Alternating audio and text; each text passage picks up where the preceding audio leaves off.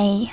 In front of me is Sony Xperia 5.4 and today I would like to show you how you can manage vibration settings on this device. First of all, go into Settings. Now you need to scroll down and choose Sound and Vibration. Following that, click on Dynamic Vibration. And in order to use this feature, click on this sweater and disable them the same way. You can also adjust intensity of them by swiping left or right on this slider. And check it out by tapping on Test. When you finished, go back.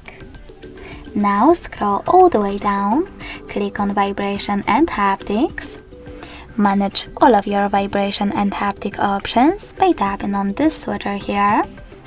And adjust all of them however you wish to by clicking on those.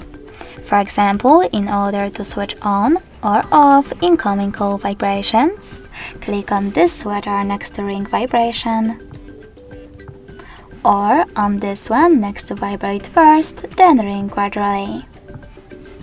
Then go back and tap on those two sweaters next to charging sounds and vibration, and always show icon when in vibrate mode to enable or disable those two options. Thanks so much for watching. If you enjoyed this video, leave a like, comment and subscribe. Bye!